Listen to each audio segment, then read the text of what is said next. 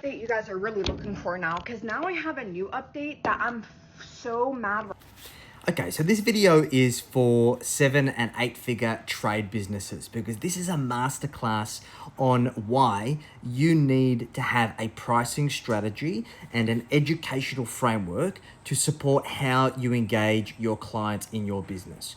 Specifically when you have team members that are going out and representing your brand on your behalf. So a little bit of backstory, please go watch this creator's video. What essentially happened is that she had a faucet that was replaced in her basement, I believe it was, and the bill was like $1,200.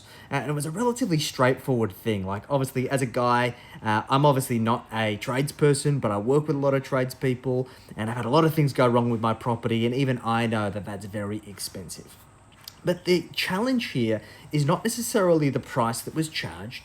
It was the lack of the educational conversation before the client queried the price that could have potentially changed the entire outlook and outcome of this particular situation. Now, this poor girl has felt like she'd been taken advantage of, felt that was quite expensive, posted on TikTok, went nuts. People are jumping on saying it's ridiculously expensive. Some are defending. And as a result, she's now gone and blown up at the company. And obviously the company's now on the back foot trying to justify their decisions. And there's literally nothing that they can say other than giving this girl a discount that is going to repair this situation. The reality is the damage is already done. Now, I see trade businesses do this all of the time. And they often find themselves in one of two extremes. One, they are pricing based on the market and they are not charging enough, which means that they're not profitable. And ultimately, this comes out of the pockets of the owners of the business and basically means they're running a business for the benefit of everyone else except themselves. And that's not why we're in business in the first place, okay? But then there's the opposite end of the spectrum of the businesses that price gouge and that they charge everything that they possibly can because they have people who are naive and they don't understand, and as a result they're trying to make as much money as they possibly can as if they were going out of business. Okay, now that's two extremes we don't want to find ourselves in. Now, as a business, we need to find ourselves on a spectrum of pricing, and that's based on our positioning in the market. So one end of the spectrum is commodity, where commodities are always bought based on price, right? And always begrudgingly, because we can't distinguish the value from one commodity from the next, right? A liter of petrol compared to a liter of petrol is still a liter of petrol, okay? Then in the center, we have utility, and this is where most trade businesses are found. And your price is based on the intrinsic value of the problems that you solve. So a small tap is much cheaper than a cracked pipe and water kind of pouring out of the roof that's potentially going to destroy the entire house, right? And for that reason, we need to be able to identify the intrinsic value of the solution and price it accordingly. And then on the other end of the spectrum, we've got luxury. And luxury, people will pay irrational amounts of money for luxuries because of the value that they perceive they're receiving and how that luxury makes them feel and the connection that they feel to that luxury. So we think like a Birkin bag. People pay tens of thousands of dollars for it, irrationally for some. Some are happy to do it with their eyes shut, right?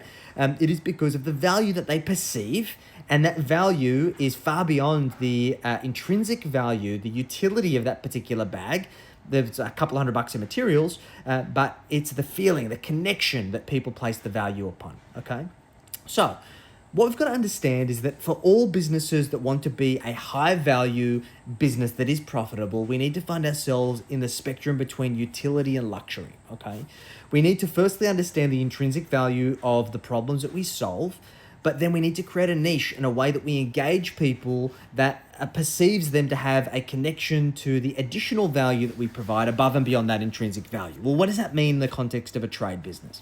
So the biggest frustration that your clients and customers have is their lack of understanding and the sense of feeling like they're going to be taken advantage of as a result of them not knowing and being naive. So your advantage, the luxury that you can provide, is the educational service of how you educate people on the problem, you walk them through a menu of options, and you give them the choice of how they go about solving that problem. Now, for a tap, there's probably not going to be a lot of this that you can do, right? Changing a faucet is probably going to be a pretty bread and butter thing. It's a commodity thing, right?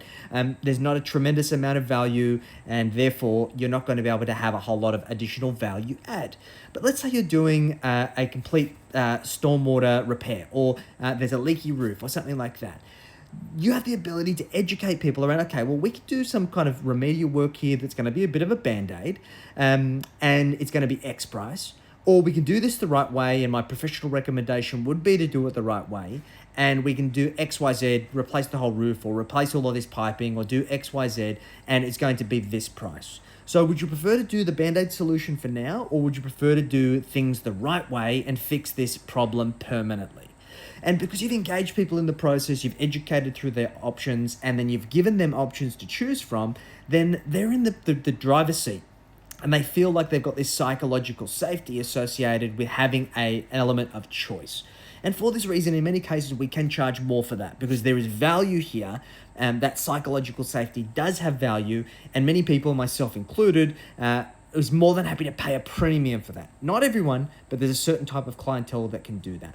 So if you're a trade business owner and you do not have a discovery process where you are educating your clients and customers, where you have a pricing menu or a framework in which pricing is delivered and then educated your clients and customers on, g'day Eddie, and providing your clients with a choice if there is a valid choice, and if there is not a alternative choice, making it very explicit as to why there is not a valid choice, then not only are you leaving money on the table, but you are putting your reputation on the line.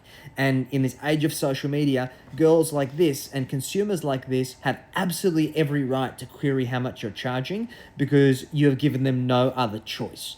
And it's your job to play the role as educator, to remove the ambiguity around the solutions that you provide, and to run an ethical and sustainable business. And as a result of running an ethical and sustainable business, you can run more profitably. So I hope this helps. If you want some help with this, if you've got any questions, feel free to drop it in the comments, and I hope this has been helpful.